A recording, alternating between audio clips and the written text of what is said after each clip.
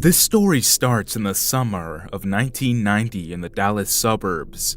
As a child, which I still am today, I was very whimsical and didn't pay much attention to anything that didn't concern me in the moment. It was a summer day, and I was playing in the backyard.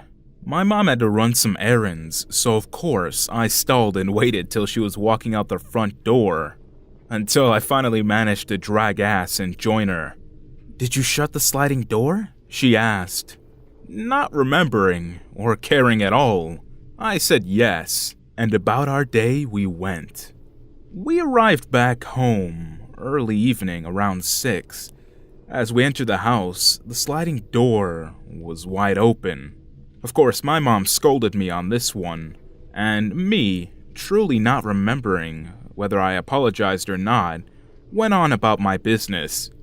As the night winded down, my mom tucked me in and then went downstairs to run a bath. So like any 5-year-old, the last thing I did was go to sleep. As I lay on my bed, playing with micro machines and making goofy kid noises, I felt my bed move slightly. This caused me to immediately pause and look around, but then quickly dismiss it and go on about my usual kid business. A few minutes later though, the end of my bed lifted up and then immediately slammed back down. Of course, I did what any 5-year-old would do and screamed like a fucking banshee. Then in the dark room, my bed started moving and a shadow slowly tried to rise from the foot of my bed. I stood up and jumped like an Olympic champion all the way to the door and met my mom in the middle of the stairs. As I hysterically told my mom what had just happened, we ran into the kitchen and quietly called 911. We kept it short and ran to the car and waited outside for the police. As we were waiting, we could see from the outside of my house the upstairs light turning on, then the hallway, and then the stairway.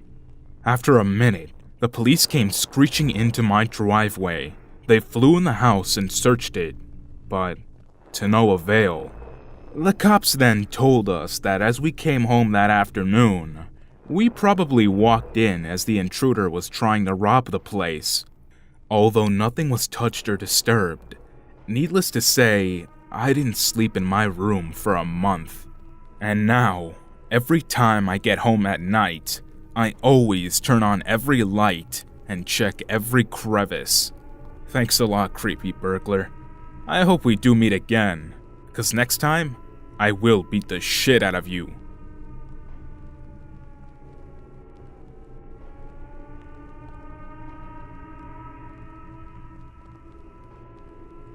I'm a 21-year-old girl, and I was around 7 or 8 when this story took place.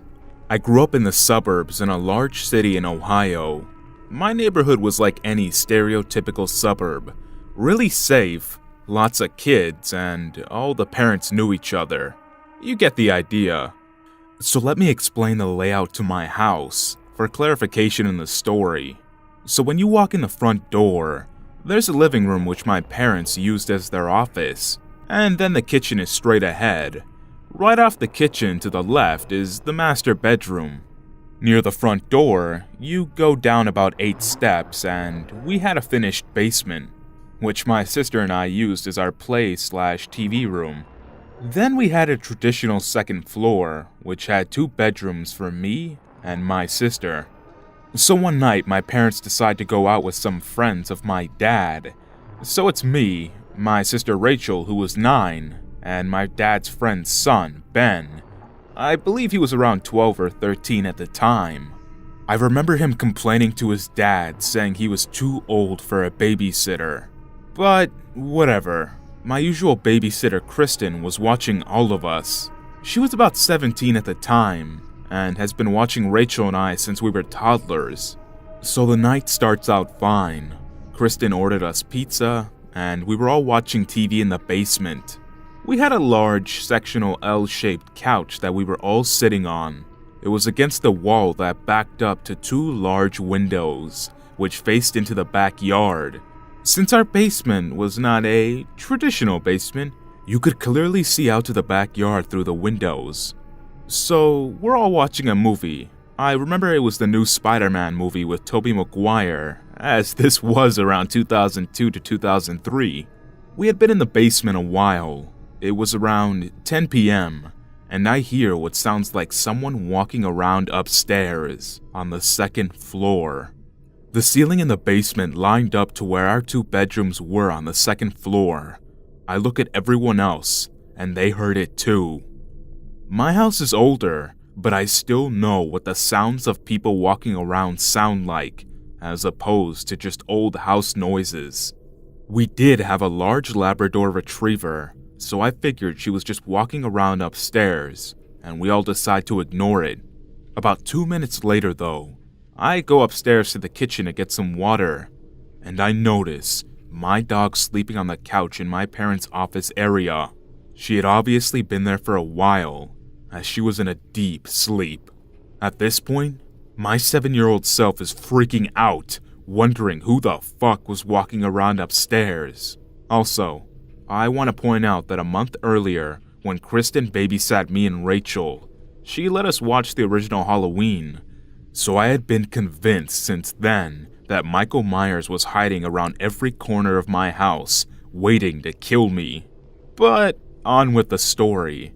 I tell Kristen that the dog is asleep on the first floor, so it couldn't have been her walking around. This made her a little nervous, but she told me that the house was old and just made weird noises, and just to continue watching TV and not to worry about it. 15 minutes went by, and we heard it again. We put the TV on mute and listened to the silence. The walking continues for about 10 seconds after we mute the TV, and then it stopped. At this point, we were all about to shit ourselves, but being the dumb kids we were, we decided to go upstairs and see what the fuck was going on. Because looking for an intruder in your house always ends well, right? We take the dog with us. We go into me and Rachel's room, and we don't see anything, but all of us were on edge. We had all heard the same thing, so we decided to go downstairs to my parents' room. The plan was to lock the door and keep it together until my parents and Ben's parents got back. My parents was the only room that we had not thought to check, since it was on the first floor. We opened the door and turned on the lights, only to find the window wide open. It was early November in Ohio. There was no way my parents had left the window open intentionally. At this point, I wanted to cry. After checking out the room and determining no weirdos were hiding under the bed, Kristen closed the window, locked the door, and pushed a chair under the doorknob. Kristen decided that it would be best if we just called my parents and told them to come home. Why we didn't call 911? I still don't know today. I don't think any of us wanted to believe someone would actually break into my house. She picked up the phone, and there was no dial tone. This wasn't unusual, as the phone in my parents' room was very old and frequently didn't work. It was one of those old phones you had to dial by twirling your finger on a circle. This was also before every 17-year-old had a phone, so we relied on landlines. Ben offered to run down to the basement and grab the other phone. He ran downstairs and was literally back in 15 seconds and looked like he was about to pee himself. He said when he went to grab the phone, he looked out the window that looked straight into our backyard and saw a person just standing there about 50 feet away from the window, looking straight into our house, not moving. Kristen then decided to call 911. She clicks the green button to call, but there was no dial tone. Someone was messing with the phones. Kristen brought up the idea of making a run for her car, but no one wanted to go outside after what Ben saw. At this point, it was just barely past 11 p.m. My parents had said that they would be home between midnight and 1 a.m., so we decide to wait it out and try not to shit ourselves. We turn on the TV in my parents' room really loudly, to drown out any weird noises and to try to stay calm, knowing the door was locked and having a large dog with us, along with a baseball bat my dad kept under the bed. My parents ended up coming home earlier than expected, as they started to worry when they couldn't get a hold of us by phone to check in. We told my parents what had happened, and we ended up calling the police and filing a report. Since we lived in a safe neighborhood, things like this were not a normal occurrence.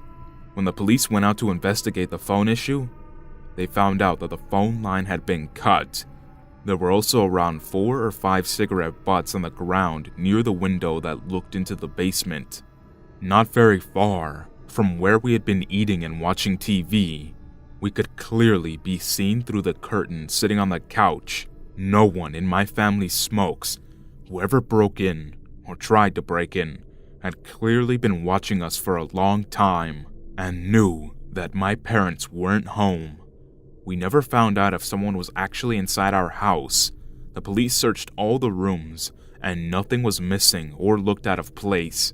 But they did discover that the windows in me and Rachel's rooms weren't locked. It was possible that the man broke in through my parents' bedroom and then escaped out the second-story window. The drop was only about 10 feet, so it wasn't impossible. The police took all of this extremely seriously and patrolled my street for the next week. They never found the person who Ben saw, but the incident stayed with me for a long time. From then on, I was always terrified to stay home by myself until I was almost 16, and I made my parents buy a thicker curtain for the basement so no one could see into the house. I'm now a 21-year-old college junior, and I still get freaked out whenever I have to stay in my apartment alone. I still wonder to this day what the hell that person was doing and what their intentions were. I'm not a religious person, but I thank God that my parents had the good sense to come home when they did. Who knows what would have happened if they had decided to stay out any longer.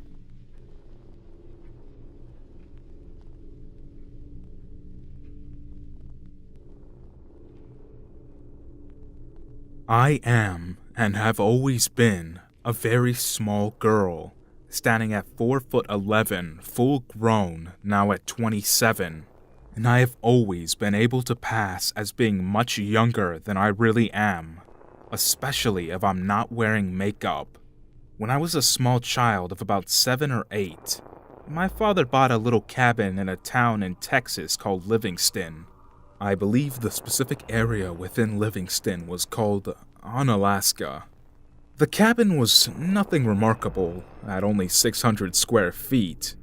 It was really just one giant room, a teeny kitchen the size of a normal bathroom, and a bathroom the size of a large closet, and a porch out front.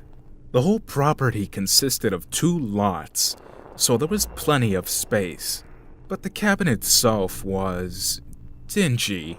The whole area itself was a strange mix between backwoods and suburbia. It was a true neighborhood, but not the prim and neatly kept neighborhoods I was used to in suburbia Houston. Despite this, it became a very fond place for me, and some of my greatest memories in life are in that cabin, including my evacuation story from Houston during Hurricane Rita. But that's a story for another day. Anyways, around 11 to 12 years ago, my father bought me a 4-wheeler, and a little lake town suddenly became a lot bigger. I never went super far, but I definitely ended up going further than I ever had gone before. And it was quite common to see me zipping up and down the roads with a pile of neighborhood kids on the back of the 4-wheeler. That was usually only when we went down to the lake house on weekend visits. This was around 2001 to 2002, so cell phones were a thing, but it was still common for people not to have them. Usually I just had a beeper that I carried around, but with no phones at the lake house, my father gave me a walkie-talkie with a very long reach instead. Looking back on it, from a world of cell phones, this seems like a bad idea, but this was a small town, and we had spent so much time here that it felt completely safe. So one of these weekends, I was buzzing around my neighborhood like I usually did, and I stopped at this peninsula that overlooked the lake. This was a set of docks that us kids always came to when we wanted to swim, despite the very real threat of giant alligators, but being stupid kids, we never really thought of that. And I was overlooking the lake when my walkie-talkie buzzed to life. Naturally thinking it was my parents trying to reach me, I answered quickly. I couldn't quite make out what they said at first, so I tried confirming that it was my dad. This point in the neighborhood was a little ways away from the cabin, but I had reached my parents from this point before, so despite the fact that I couldn't quite recognize the voice, I just assumed it was my dad. Nothing seemed out of the ordinary at first. I don't remember exactly how the conversation went, but it was off enough that I remember being slightly annoyed. I remember many garbled questions, and I answered many, but I never gave a straight answer that could hint who or where I was. Eventually the conversation started to drift in a way that I knew something was off, but I wasn't alarmed just yet, as my dad was notorious for pulling pranks on me and goofing around. I kept talking, stupidly. Finally though, the guy on the other end of the walkie-talkie made a comment, and for the life of me I can't remember exactly what he said, but it was enough for me to doubt it was anyone I knew. And this is when things took an extremely creepy turn. Bear in mind, I'd been talking to this guy pretending to be my father for a good 15 minutes, sitting on my four-wheeler on this peninsula. "I can see you.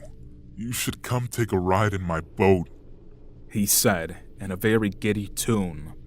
My father had a boat, but this was so out of character that it made me realize that this wasn't my father. "Dad?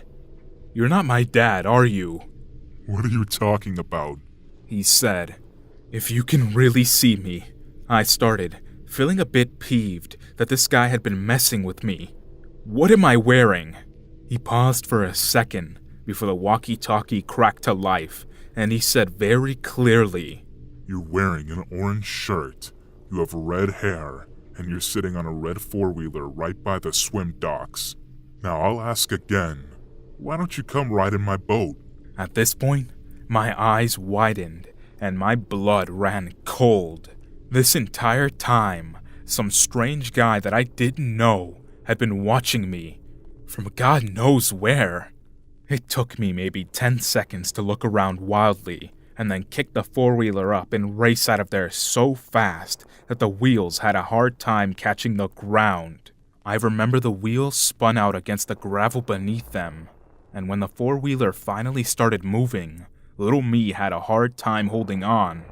I floored it the entire way home and stopped in the middle of the yard and burst into the house. Obviously, the first thing I did was ask my parents if they had contacted me, which they hadn't. I was in such a panic that there was no way my dad wouldn't have confessed that it had been him. He was a practical joker, but he knew when the fun was over. I hate to think what might have happened had I continued sticking around the area, or if I hadn't figured out that it wasn't my dad pulling my leg. Nothing came of this incident though, and my childhood resumed as normal. Eventually the weekend visits stopped, but the story doesn't end there. During my parents' divorce, I moved to live in at the lake house permanently with my father, or at least until we could find something better. This was the only place we could go when he left my mother. My father had recently suffered from health issues, so I took up a job at a nearby gas station / tobacco barn to pay the bills. Thankfully, the lake house didn't have many bills, save for electricity, water, and internet, so my small salary was enough to keep us going. I only worked there for 3 months, but those 3 months were by far the creepiest I've ever experienced. Now, the part of the tobacco barn I worked in was strictly the gas side, and I was pretty much in a glass box with an opening to take people's money and give them cigarettes. which I couldn't have been more thankful for.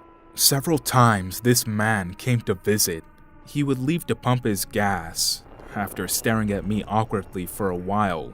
About the fourth or fifth time after I thought he had left, I hear a knock on the other side of the barn on the glass, and there he was, face pressed against the glass, staring at me with this wide, manic grin and waving at me with just his fingers. This was enough to send me running for my manager when he left, demanding to go on break before I peed myself. The last time I saw him, though, I will never forget. It has been etched into my mind so deeply that I doubt bleach could even scrub it away. He arrived as he usually did and ordered his gas. This time, however, he reached through the hole in the glass and grabbed my hand before I could put the cash away in the register. It wasn't a violent grab, but it was firm enough to keep me from pulling away. Being a very sheltered 18-year-old, all I could do was freeze in place. "I love you," he said, refusing to let go of my hand. I simply stared at him, unnerved, alarm bells ringing throughout my head. "Say it." "What?" I responded. "Say you love me." Naturally, I just wanted this guy to go away, and being so freaking scared out of my mind at this point, I stammered and said it out of impulse. Maybe if I said it, he would just let me go and would leave. I love you," I said uneasily. "Call me if you need anything. What's my number?" he asked again. This threw me off completely, and the look on my face probably gave away my confusion, because he repeated himself, despite my stammering, that I didn't know. Finally he said something that made my blood run cold. I felt like I was going to throw up. "It's 911. He then winked. It was then that I realized that this man was the sheriff deputy, the person I'd have to call if I got into any sort of trouble in town. The person I'd have to call if I had a medical emergency, or if someone even tried to rob me. And he wouldn't let go of my hand. I just nodded, trying to keep myself from shaking bad enough for him to feel it. He had never pulled up in a police car or anything, but when I talked to my manager, she confirmed that what he said was true. Once he did finally let go of me and went on his way, I retreated to the back and demanded to be relieved from the gas station area. I didn't care. I just didn't want to see this man ever again. Thankfully, we moved soon after, so I never had to. But I will never forget the leering grin that man gave me every single time he purchased gas. You'd think moving away would be the end of the story, but no. It got even worse when I went to college, and you wouldn't think that would be the case, considering I was in Galveston. I had needed to go to my counselor to discuss a few things, and this usually involved about 30 minutes of chit-chat, as me and my counselor had become close while I was attending school. During one of these chats, which my father had also been attending, due to him attending the same school and classes I was, in an effort to finally get his degree, I mentioned Onalaska, Texas, and how we owned a lake house up there. Instantly, the happy expression left my counselor's face. She informed me that she had been a social worker in that area for quite a few years. And suddenly, my childhood playground took on an extremely dark turn, and the sheriff at the gas station became a nightmare. Apparently the area was notorious for pedophilia, kidnappings, and other horrible incidents. Whole neighborhoods, including police officers, were in on it, and it was common for people trying to out the incidents to either go missing or be completely thrown out of the community through intimidation tactics. She proceeded to tell me of several cases she had worked on, including incidents of entire families being in on the whole mess. When I told her about the sheriff that I had encountered, she kinda paled. and wouldn't tell me any more, except that she wasn't surprised. The conversation went on for over an hour and a half, but it was enough to make me never want to return to the small town that I had once called my childhood summer home, and I vowed to never ever bring any children I might have in the future there.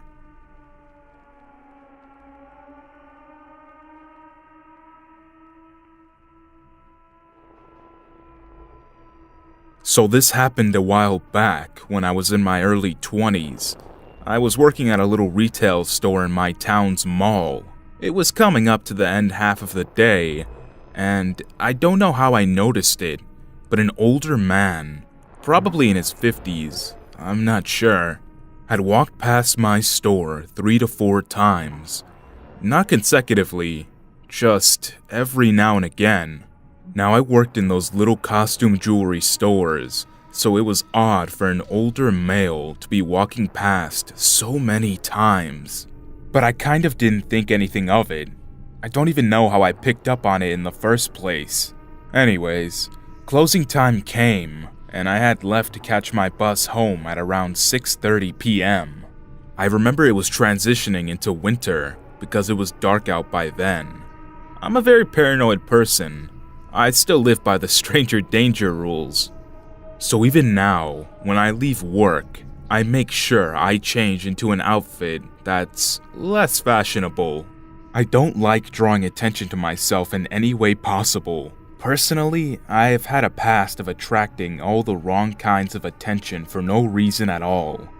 So as I said, I was waiting for my bus home, sitting by myself at the town center's bus terminal. And guess who walks past? The same older man. At this point, I kind of felt a little bit uneasy, but in my head, I tried to make reason prevail. As many people take buses all the damn time. My bus eventually showed up and I got on. And well, you can all guess who got on after me. I remember sitting in the seats facing inward, the ones for wheelchairs and prams. And he sat at the first seat above the steps. I remember staring forward and feeling his eyes burning into me. I kept trying to use my peripheral vision to see if he was looking at me, but I didn't want him to notice that I was looking at him. The whole bus ride, I waited to see if he got off before my stop. I was just thinking it was my over-anxious paranoid mind playing tricks on me. That is, until I pressed the button for my stop. I waited until the last possible second to press it, and as I stood up, he did too. I went to walk to the front door of the bus, and he exited the rear. At that moment, as soon as he stepped off, I sat back down again. I had no idea where the bus went after my stop, but honestly, I didn't fucking care. I will never forget the look on his face as the bus drove off. I have never seen such hate and anger in someone's face than I did through that window. His face is burnt into my memory like a photograph.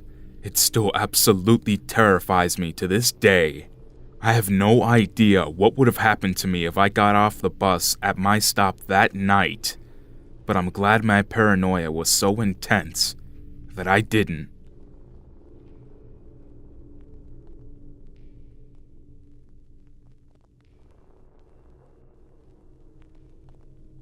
So this happened back when I was 7 to 8 years old, but as a 22-year-old female, it's still fresh in my mind. My family lived in a small suburban town in North Texas. It was a weekend, and my mother had taken me and my younger brother, who was about 3 at the time, to the local mall for school clothes. I guess she was feeling particularly generous that day, because after clothes shopping, she promised to take us to the Disney store to pick out a toy. So we were in the Disney store, and I was looking at this Little Mermaid Barbie doll. It was one of those toys that you could take into the bath and its hair color changed. I was about to point it out to my mom when my brother started having a temper tantrum about something. Not sure what he was fussing for, but I remember her telling me just to wait a moment, and her turning her back to me while my brother started thrashing and trying to run off in the other direction. Since she was clearly preoccupied, I decided to just sit there and keep staring at the doll. That's when I noticed this man walk up beside me. He had noticed the doll that I was staring at and started asking a few questions.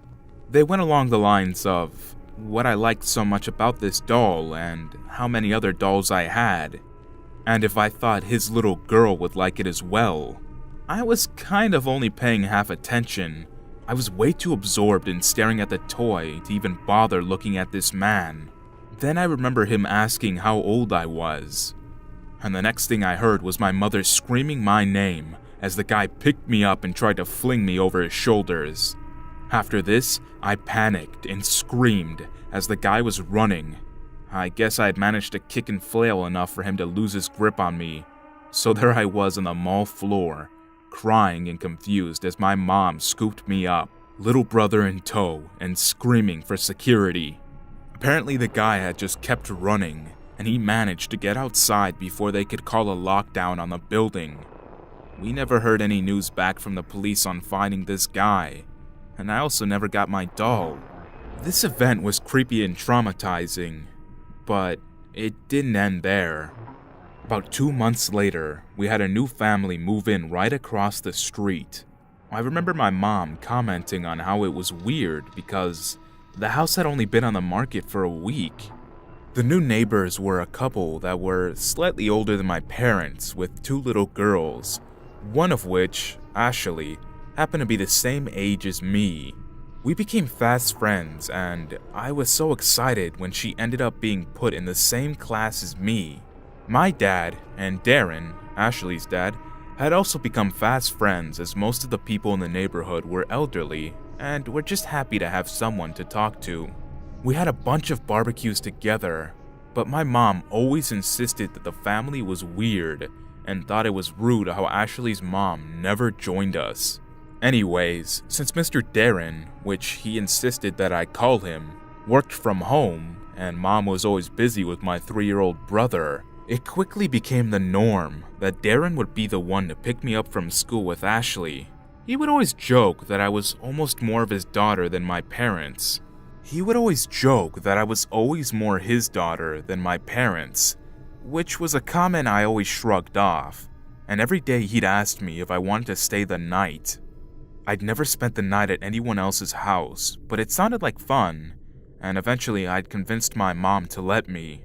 The first weird thing that I'd noticed at dinner time was Ashley's mom.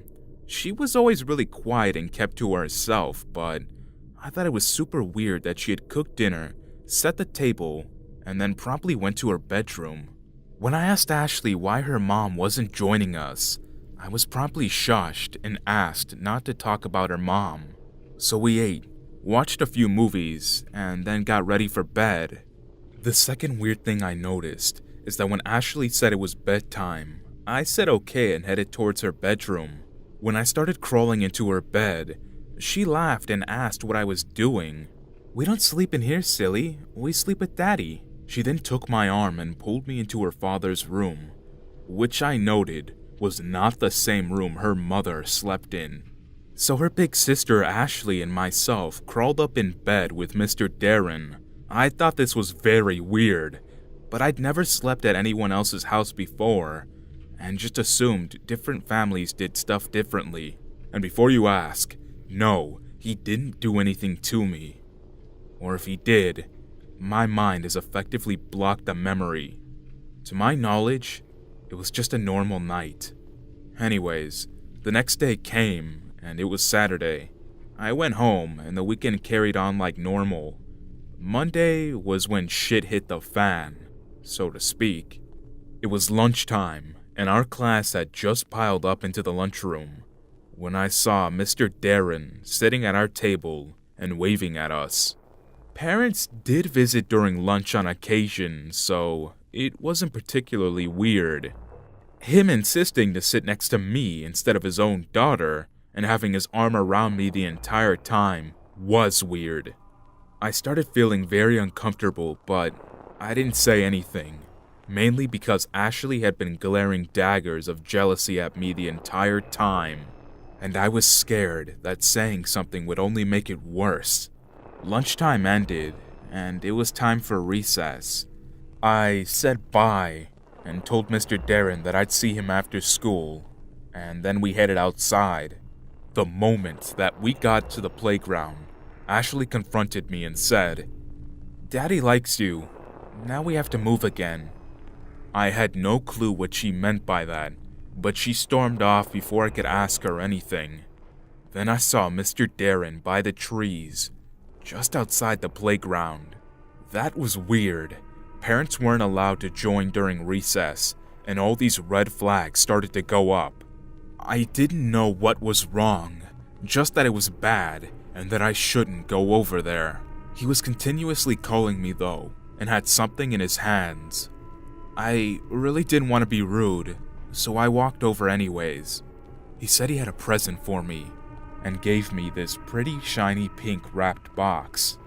I opened it, and guess what was inside? A color-changing Little Mermaid doll. I was extremely excited, but something in the back of my mind was telling me that this whole situation was bad. There was something important about this doll. I just didn't know what. He then proceeded to lean over and whisper to me, "I remember how much you wanted this one." This confused me because I knew that I'd never mentioned the doll before to Mr. Darren. Honestly, I'd forgotten about it, and that's when things clicked. I dropped the doll and began to take a few steps back. I guess he noticed this because he began to try to reassure me. He then told me not to worry because he was gonna buy me all the Barbies I wanted, and that he was gonna take me home tonight and I could be his little girl. That's when I turned and ran. I bolted straight to the teacher's bench, crying my eyes out. I was too scared to even talk, so they took me to the counselor's office. Even after the counselor calmed me down, I never told them the whole story. I did tell them that he scared me and told me that he was going to take me away that night. That was enough for the school to call the police and file a restraining order, not letting him on school grounds. In my mind, I was afraid that if I told them any more, my best friend Ashley would hate me. My parents took me home early that day, and my dad went over and told Darren that he was never allowed to come near me ever again. Ashley refused to speak to me the next day, and a week later, they moved. I've never heard or seen that family again. Looking back, I realized just how much danger I was in. I also have some heavy speculations that Ashley and Skylar, her older sister, may not have actually been Darren's children. I don't really know, and I never told my parents the whole story. I often wonder if anything would have changed if I even did, but I still have nightmares to this day about him breaking into my room at night.